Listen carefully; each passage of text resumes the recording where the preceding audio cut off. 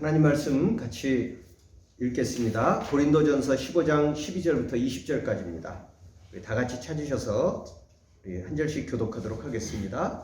고린도전서 15장 12절에서 20절까지입니다. 제가 먼저 읽겠습니다. 그리스도께서 죽은 자 가운데서 다시 살아나셨다 전파되었거늘 너희 중에서 어떤 사람들은 어찌하여 죽은 자 가운데서 부활이 없다 하느냐? 만일 죽은 자의 부활이 없으면 그리스도도 다시 살아나지 못하였습니다. 그리스도께서 만일 다시 살아나지 못하셨으면 우리가 전파하는 것도 헛것이요 또 너희 믿음도 헛것이며 또 우리가 하나님의 거짓증인으로 발견되리니 우리가 하나님 그리스도를 다시 살리셨다고 증언하였습니다. 만일 죽은 자가 다시 살아나는 일이 없으면 하나님 그리스도를 다시 살리지 아니하셨습니다. 만일 죽은 자가 다시 살아나는 일이 없으면 그리스도도 다시 살아나신 일이 없었을 것이요 그리스도께서 다시 살아나신 일이 없으면 너희의 믿음도 헛되고 너희가 여전히 죄 가운데 있을 것이요 또한 그리스도 안에서 잠자는 자도 망하였으리니 만일 그리스도 안에서 우리가 바라는 것이 다만 이 세상의 상품이면 모든 사람 가운데 우리가 더욱 불쌍한 자니라. 같이 읽겠습니다. 그러나 이제 그리스도께서 죽은 자 가운데서 다시 살아나사 잠자는 자들의 첫 열매가 되셨도다. 아멘. 이거 부활주일이 동시에 한 2달여 만에 이렇게 다시 예배를 함께 드릴 수 있게 돼서 너무 반갑고 감사합니다. 오늘 이렇게 예배 드리러 왔더니 또 이렇게 처음 뵙는 우리 선교사님들 또 장로님 권사님도 뵙게 돼서 마치 오늘이 부활주일이듯이 우리가 하나님 나라에서 다시 성도와 성도의 얼굴로 대면하는 것 같은 그런 반가움이 있습니다. 또 우리 이제 말씀을 전하겠지만 우리 권사님의 또 힘찬 기도 속에서 사실 오늘 전하고자 하는 부활의 메시지가 다 들어있어서 저로서는 다시 한번 말씀을 되새길 수 있는 귀한 기도도 또 감사하게 제가 들을 수 있어서 너무 감사합니다.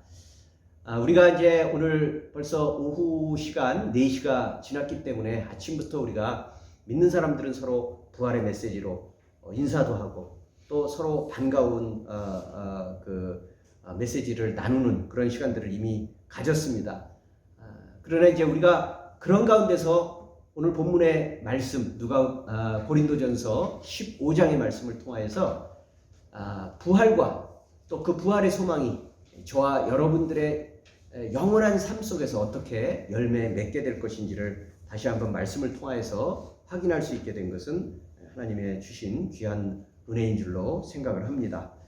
아마 보신 분들도 있겠지만 또 대부분은 아마 보시지 못하셨겠지만 지난 주일 제가 이제 우리가 함께 모이지는 못했지만 이제 그래서 이렇게 모이지 못한 가운데서도 예배를 드리지 못한 아쉬움이 있을 것 같아서 주일마다 이렇게 간단하게 혼자서 원맨쇼처럼 영상을 좀 찍어서 보내드린 게 있었거든요. 지난 주간이 그 종려주일이었고 또 고난 주간이었잖아요.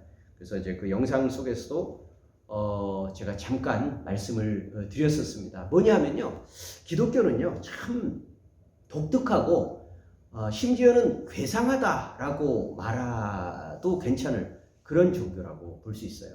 일반적인 여러 다른 많은 종교들에 비해서 기독교는 특별히 굉장히 좀 독특합니다. 굉장히 많이 독특합니다. 어떤 면에서 독특하냐면 먼저 그것만 생각해도 그렇습니다. 우리 기독교는 자기네가 믿고 있는 신앙의 신앙의 대상이 굉장히 비극적이고 비참하게 죽었다라는 그 사실을 신앙의 중심에 놓고 있는 유일한 종교입니다. 이런 종교가 없어요. 자기들이 믿고 있는 신앙의 대상이 죽었다. 그것도 비참하게 죽었다라는 것을 믿음의 중심에 두고 있는 거예요. 모든 종교들이 그들이 믿고 있는 교주 또는 신앙의 대상, 존경하는 어른들의 가르침을 다 존중합니다. 그렇지만 그들의 죽음을 기념하거나 묵상하지 않습니다. 그 죽음에 대해서 그렇게 깊이 들여다보는 일이 없습니다. 예를 들어서 불교인들이 석가모니 부처님이 보리수 아래서 열반을 했다고 해서 그 죽음에 대해서 깊이 묵상하거나 그런 일 없습니다. 또 유학자들이 그 공자의 제사를 드리기는 하지만 그 공자의 죽음에 대해서 그렇게 깊이 기리거나 그것을 자기들의 삶에 계속 이렇게 반복해서 묵상하는 일 없습니다. 또 이슬람교인들이 마호메트의 죽음에 대해서 생각하나요? 없을 겁니다. 마호메트의 죽음에 대해서 어찌 보면 이슬람교는 기독교하고 뿌리가 같다라고도 말하지만 그러나 너무나도 다르죠. 그들은 다 마호메트를 죽음을 기념하지 않습니다. 그러나 기독교는 예수의 죽음을 가장 중심에 둡니다. 근데요, 거기서 그치지도 않습니다.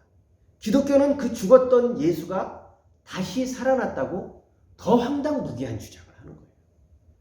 이건 어떤 종교에서도 볼 수 없는 거죠. 죽음을 기념하고 묵상하고 그것을 신앙의 중심에 두는 것도 이상하지만 또 죽었던 그분이 다시 살아났다라는 주장을 하는 그런 종교도 없습니다. 그 단 한 번뿐인 사건이 당시뿐만 아니라 세상이 생겨난 태초부터 막을 내리는 종말에 이르기까지 사람뿐만 아니라 온 우주와 모든 만물의 운명과 새로운 변화를 위한 사건이라고 그렇게 주장하는 종교가 없는 거죠. 그러니까 굉장히 큰 오해가 있어요. 종교는 결국 다 같은 거 아니냐. 결국 사람 다 착하게 살라고, 좋은 일 많이 하고, 용서하고, 화해하고, 이해하면서 살라고 하는 게 종교의 가르침 아니냐? 그렇게 말하는 게 얼마나 엉뚱한 얘기입니까? 기독교는 그런 얘기를 하는 종교가 아닙니다. 그냥 그저 착하게 살아라, 서로 용서하면서 살아라, 이해하면서 살아라. 그게 아니라 죽었다가 다시 살아났다라는 그 사실에 우리의 인생이 거기에 초점이 맞춰져 있고, 그리고 온 우주와 만물이 여기에 방향이 잡혀 있다라고 말하는 종교라는 거죠. 2022년 부활의 첫날, 오늘 우리는 부활의 한 사건을 통해서 세계의 부활의 의미를 우리가 새롭게 되새기기를 원합니다. 우리는 부활주일 예수님의 부활인데 그 부활은 세 가지의 의미를 지니고 있습니다. 그 세계의 부활의 중심은 당연히 예수님의 부활입니다. 복음서나 서신서에서도 부활 사실에 대한 첫 반응은 놀라움과 의심입니다. 내 복음서 똑같이 증언합니다. 안식 후 첫날 새벽에 예수님을 사랑하던 여자들이 예수님의 시체를 보러 갔다가 시체를 보러 간 거죠. 닫혔던 무덤 문이 활짝 열려 있어서 깜짝 놀라죠. 아니 이게 어떻게 된 일이냐? 분명히 이 유대의 무덤은 돌문이 닫혀 있고 그것은 사람이 열 수 없는 것이기 때문에 복음서에 보면 저 무덤의 문을 누가 열어주랴? 어떻게 굴려서 옮겨가지? 이 걱정을 하면서 갔는데 웬걸요? 무덤 문이 열려 있어요. 깜짝 놀라서 들어가 보니까 시신이 없어진 거죠. 시신이 없어지고 웬 두 사람이 거기서 있는 가운데서 깜짝 놀란 그 여인들에게 이런 말을 합니다. 여기에 계시지 않으니 시체를 여기서 찾지 마라. 너희들보다 먼저 갈릴리로 갔으니 거기에서 기다리라고 가서 제자들에게 가서 이야기하라. 이렇게 얘기를 합니다. 여인들은 깜짝 놀라서 돌아가서 제자들에게 말을 합니다. 모여있는 그 제자들에게 전부 두려움에 떨고 있고 여러 가지 걱정과 근심과 슬픔에 비통에 잠겨있는 그 제자들에게 모두에게 가서 이야기를 합니다. 근데 반응이 다 어때요? 믿을 수 없는 일이죠. 어떻게 그런 일이 있느냐? 이들은 이미 예수님이 하셨던 그 약속을 잊어버렸습니다. 왜요? 부활은 있을 수 없는 일입니다. 죽은 자가 어떻게 살아납니까? 일어날 수 없는 일입니다. 그러나 여러분, 그 사건이 일어난 지 수십 년이 흐른 후 초대교회가 세워지고 바울이 여러 이방 지역을 다니면서 왕성하게 선교 사역을 하고 있는 그 순간에 이미 부활의 사건을 통하여서 교회가 생기고 그리고 많은 기적과 이적 하나님의 말씀이 전파되고 있는 그 초대교회 순간에도 그런데도 여전히 부활 사건은 믿을 수 없다라고 하는 사람들이 있다는 겁니다. 그것이 바로 오늘 본문 12절에서 이렇게 말하고 있습니다.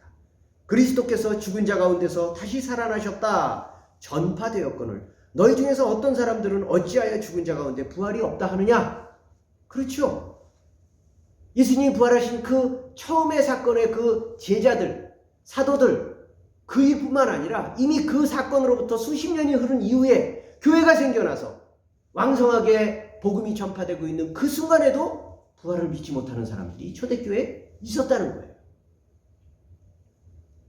왜 그렇습니까? 죽은 자는 다시 살아날 수 없기 때문입니다. 그런데 여러분, 더 놀라운 것은요, 십자가와 부활 사건을 이토록 귀중하게 여기고 그것이 신앙의 중심이라고 말하고 있는 성경이 그 사실을 처음 목격하고 그 소식을 처음 들었던 사람들도 믿지 못했다라는 사실을 숨기지 않고 드러내고 있다. 우리 같으면 이런 것 지금 숨기는 게 나을 것 같아요. 왜요? 은혜스럽지 못하잖아요. 사도가, 제자들이, 증인들이 믿지 못했다 라는 말을 한다는 것은 별로 그렇게 은혜스럽지 못하거든요. 그러니까 이런 일들은 없애버리는 게 좋을 것 같아요. 있었다 할지라도 빼버리는 게 좋을 것 같아요. 많은 사람들이 예수님의 부활은 교훈을 위해서 만들어낸 거다, 착각이다, 꾸며낸 이야기다, 소설이다, 여러 가지 얘기들을 많이 합니다. 믿을 수 없기 때문에. 그러나 진짜 꾸며낸 일이라면, 정말로 지어낸 얘기라면 절대 이런 일을 쓰지 않을 겁니다. 의심했다, 의심이 생긴다, 안 그래도 사람이 믿기 어려운데 이 사람도 의심했다, 저 사람도 의심했다, 저 사람도 믿지 못했다, 그런 얘기를 많이 써봐야 뭐 하겠습니까? 믿음만 흔들리죠. 그러니까 안 쓸 겁니다. 그런데 그런 얘기를 썼다는 것 자체가 믿을만하다는 겁니다. 그들이 보고 알고 확인했고 자기들이 훌륭한 분이라고 믿었던 그 수제자들도 다 의심했다 라는 말을 쓰는 이유는 사람은 의심하들 할 만하다는 겁니다.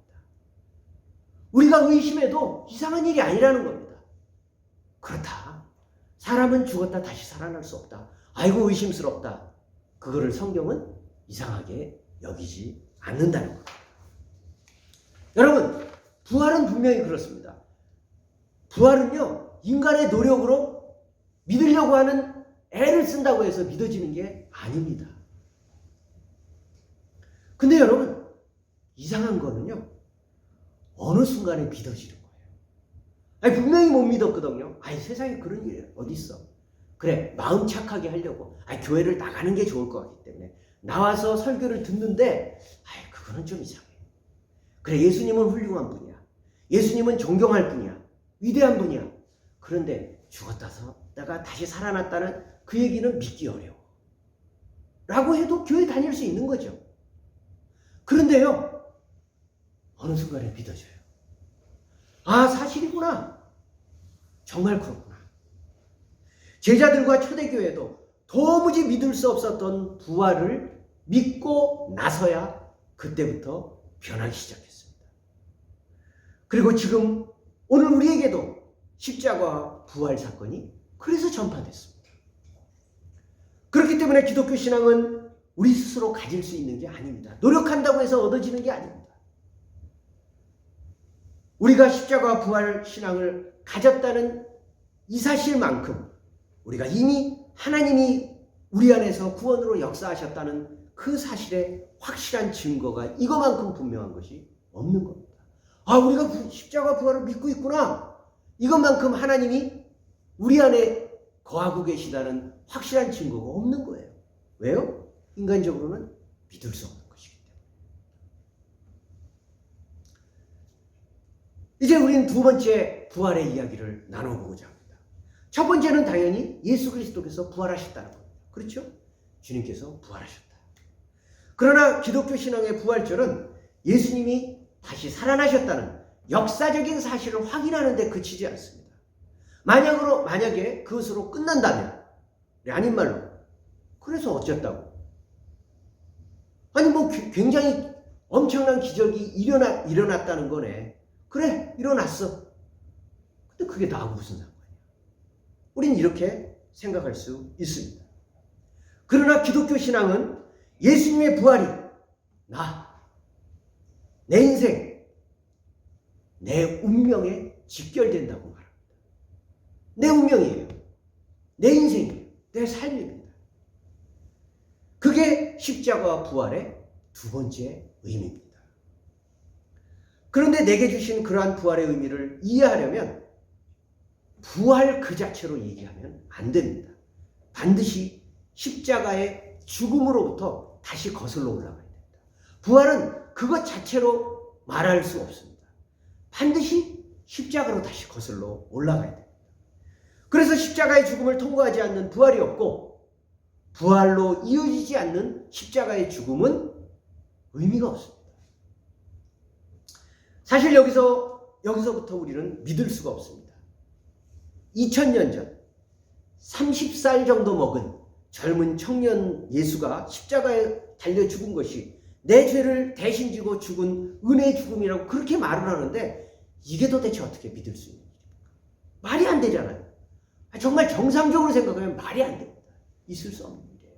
아니 최근 사람도 아니고 우리나라 사람도 아니고 내가 본 사람도 아니고 2000년 전에 어떤 청년이 비참하게 죽었는데 그게 나하고 무슨 상관이에요?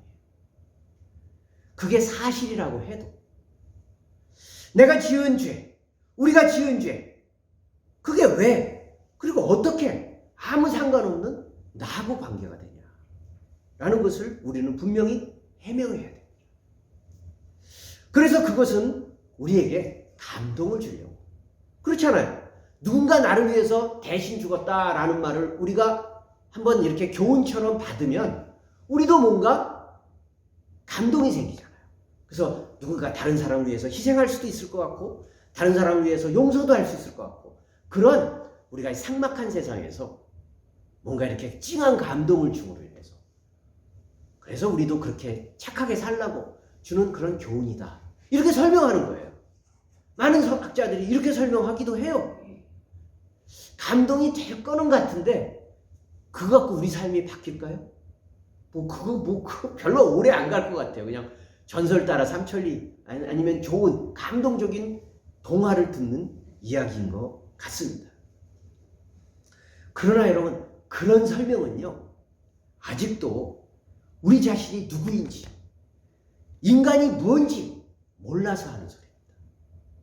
예수께서 우리 죄를 대신 지고 십자가에 못 박아서 돌아가셨다는 그 말은 무슨 얘기냐면 내 인생이 나로 안 된다는 말이에요. 내 인생이 내 힘으로 도저히 안 되는 인생이라는 것을 고백하는 게 바로 십자가로 대신 죽으셨다는 그 말입니다. 예수님이 십자가 지셨다는 말은 내 인생이 이미 파산했다는 것을 아는 얘기입니다. 아 그렇구나. 내 인생 파산했구나. 아니 내 인생뿐만 아니라 인간은 자기 힘으로 못 산다라는 것을 받아들이는 거예요. 살아보셔서 알잖아요.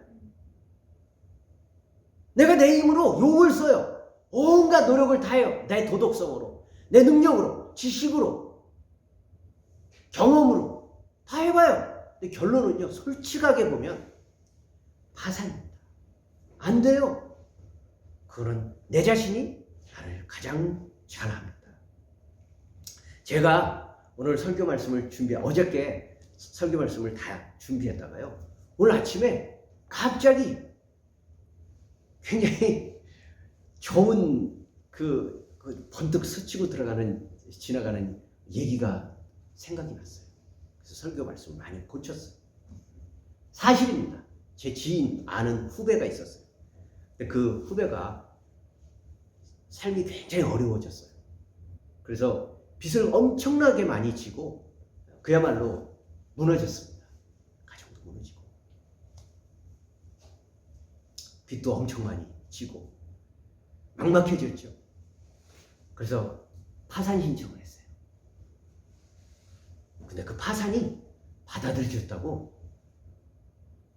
기쁜 마음으로 저한테 연락을 해온 거예요. 네? 아니 웃기잖아요. 나 파산했어. 라는 것을 세상이 알아줬다고 기쁘다는 거예요. 왜요? 그래서 자기가요, 빚을 안 갚아도 된대요. 빚을 안 갚아도 되니까 어떻게 해요? 이제 다시 살 수 있게 된 거예요. 전에는요, 아무리 애를 쓰고 노력하고 해도 다 어떻게 돼요? 빚 갚는 데 다 나가는 거예요. 버는 것보다 나가는 게 더 많아요. 그러니까 앞이 막막한 거예요. 자기 힘으로 못 살아요. 파산했어요. 근데 그 파산한 게 인정된 거예요. 그래서 다시 살 수 있게 된 거예요. 야, 이거는 똑같네. 십자가 은혜하고 똑같구나. 자기가 못 갚는 거예요. 하나님한테 빚을 졌어요. 죄를 하도 많이 져서요. 죄인으로 태어나서. 그리고 율법의 요구를 어떻게 살라는 것을 알기는 하는데 그렇게 살지 못해요. 그래서 계속 빚만 높아가서 완전히 파산해 버렸는데 그 파산이 예수 그리스도의 은혜로 받아들여졌어요. 그래, 내가 네 빚을 대신 갚아주마. 너 이제 빚 안 갚아도 돼. 라고 예수님이 그 파산 신청을 받아들여서 예수님이 대신 파산해 버리셨어요. 그러니까 우리가 어떻게 돼요? 해방된 거죠. 자유해졌어요. 아, 그렇구나. 사실이구나. 세상에서도 확인되는 일이구나. 그렇죠. 예수님의 죽으심과 우리를 위해서 대신 죽으셔서 우리가 살았다는 얘기는요, 증명될 수 있는 일이에요. 증명될 수 있는 일이에요. 여러분, 우리가 그렇습니다. 자기 스스로의 의지와 힘, 도덕성으로 열심히 살아봤지만 우리의 인생은 파산됐습니다. 근데 그 파산을 우리 주님께서 대신 청산해 주시고 이제부터 알아서 잘 살아라. 너 이제 내가 그 모든 빚을 대신 갚아줬으니 이제 알아서 잘 살아라. 라고 하면서 헤어진 게 아니라 그 예수님이 지금부터 더 제대로 더 지금보다 더 멋지게 살 수 있도록 기회와 지혜와 또 힘을 계속 주시는 거예요. 그게 바로 우리 안에서 새롭게 일어난 일입니다. 이게 바로 부활이죠.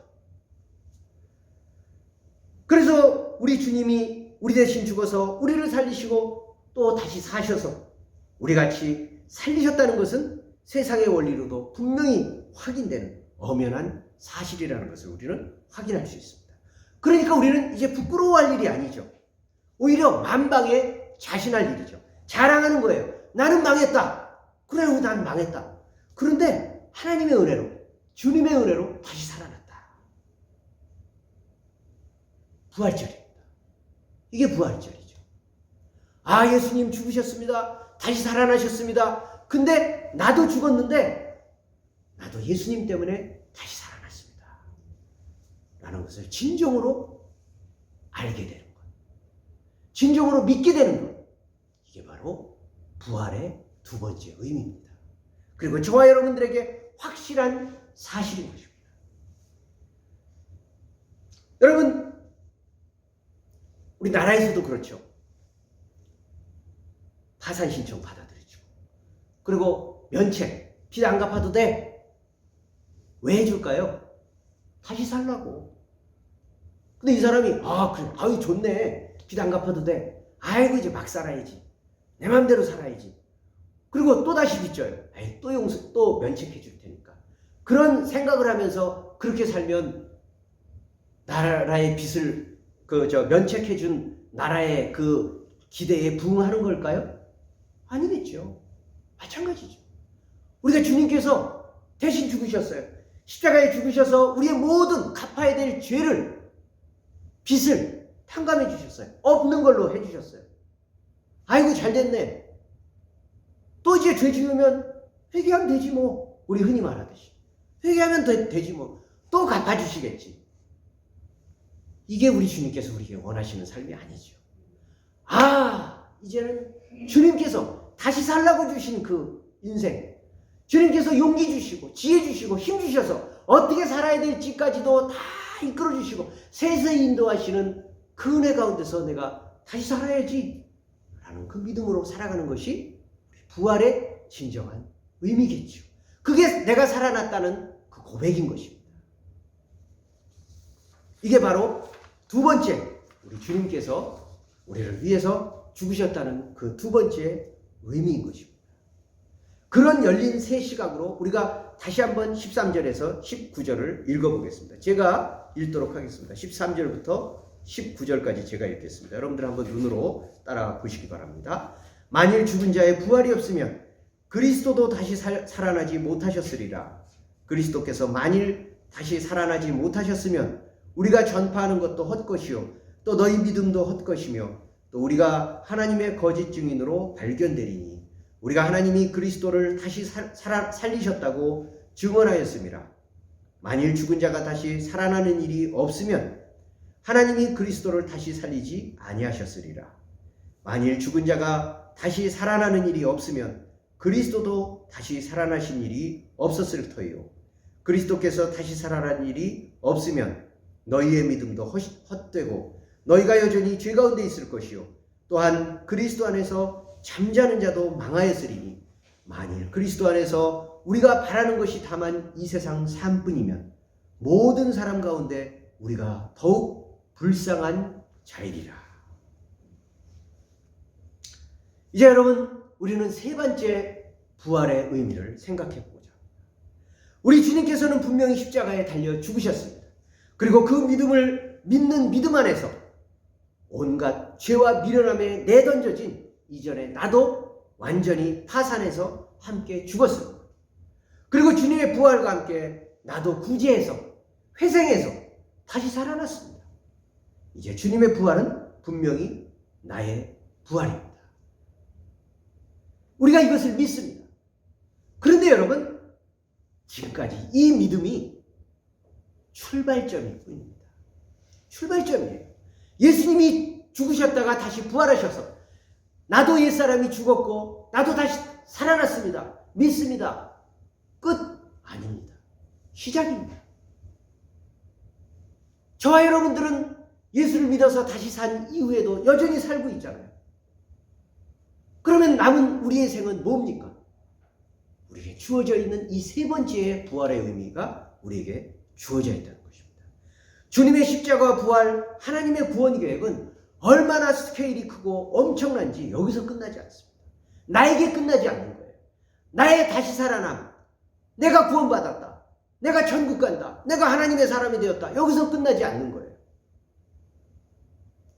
하나님은 죄로 인해서 무너지고 깨어지고 황폐해져 버린 모든 피조세계와 갈수록 몰인정해지고 잔인해지는 역사를 끊임없이 고치시고 창조 때의 그 아름다움보다 더 완전하고 더 조화롭고 더 풍성하게 마침내 온 세상을 새롭게 하실 것입니다. 하나님은 파산한 우리를 포기하지 않고 살리신 것처럼 온통 망가진 세상과 우주와 역사까지도 끝내 고치실 것입니다. 그리고 그 고치심을 하나님께서 하실 것이지만 우리를 손잡아 이끄시면서 파트너로 삼으셔서 아까 우리 권사님 기도하셨던 것처럼 우리가 살아났는데 살아난 우리가 이제 부활의 증인으로 사는 거예요. 복음을 전하는 사람으로 사는 거죠. 하나님의 말씀의 증인으로 사는 거예요.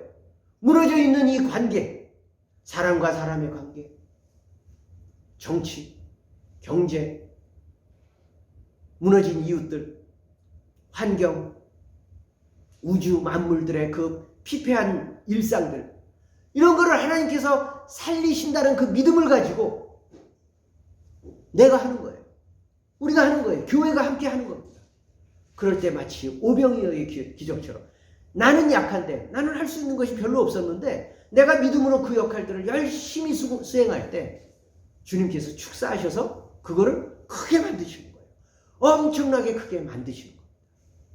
그게 저와 여러분들이 남은 생애 동안 해야 될 역할입니다. 이것이 바로 세 번째 부활의 의미입니다. 단지 내가 살아났습니다, 내가 주님의 부활을 믿습니다, 이것이 아니라 살아난 내가 주님께서 하신 그 부활의 일을 함께 해나가는 것, 이게 얼마나 감격스러운 일입니까? 내가 하나님의 파트너가 되다니요, 그리고 그 일을 할 수 있다니요. 이게 내가 남은 생애 동안 할 수 있는 삶의 감격입니다. 단지 나중에 죽은 이후에 천국에 완성된 그 천국에 가면 그때 영화를 누리는 게 아니라 살아있는 나의 삶이 얼마가 남아있든지 간에 남아있는 이 삶에 이미 하나님 나라가 경험되는 거예요. 시작된 거예요. 저와 여러분들은요 이미 하나님 나라를 살고 있습니다. 그래서 하나님 나라 사람답게 이 땅에서 하나님을 증거하고 전파하며 그 나라가 얼마나 멋있고 훌륭한 나라인지를 우리는 입으로, 삶으로, 또 교회를 통해서 하나님 믿는 백성들을 통해서 세상을 통해서 드러내고 증거하게 하는 일이 저와 여러분들의 앞으로에 남겨진 인생이 된 줄로 우리가 분명히 믿습니다. 이 부활의 귀하고 소중한 선물을 저와 여러분들이 받았습니다. 너무나도 감사하지 않습니까? 그 은혜 가운데 저희가 살아가는 믿음을 가질 때 하나님께서 선물로 저와 여러분들에게 건강도 주시고 회복도 주시고 첫 열매로 부활의 첫 열매로 관계의 회복도 주시고 우리의 피폐한 경제적 삶 가운데서 부유함도 주시고 그런 가운데서 하나님 안에서 더욱 살아계심을 분명하게 깨우치며 이거 우리 안에 남을 수 없잖아요. 머무를 수 없잖아요. 그러니까 우리가 증거하게 되겠죠. 그 부활의 첫 열매로 우리를 삼아주신 것이 저와 여러분들의 일생 가운데서 더 분명하고 확실하게 드러날 줄로 믿습니다. 오늘 죽음과 절망의 골짜기에 매여 있지 않고 부활하셔서 우리와 세상도 역시 아무리 암담하고 참담해 보여도 현실이 그렇잖아요. 그렇게 보여도 마침내 하나님의 사랑과 정의로 되살아날 것이라는 것을 증명해 주신 부활의 첫날입니다. 이 기쁨과 소망을 사랑하는 우리 성도님들과 함께 나누고 싶습니다. 이 시간 우리 함께 제가 잘 하지 않는 건데 오늘은 좀 했으면 좋겠습니다. 우리 서로 옆에 분들과 함께 이 소식을 함께 나눴으면 좋겠습니다. 제가 이렇게 먼저 선창하는 것을 여러분들이 따라 하시면 됩니다. 뭐 앞뒷분이나 옆에 계신 분들과 함께 나누어 주시면 되겠습니다. 우리 주님께서 부활하셨습니다.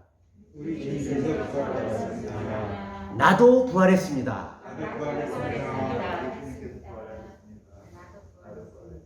아니 계속 하는 겁니다.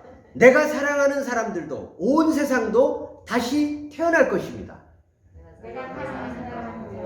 온 세상도 다시 태어날 것입니다.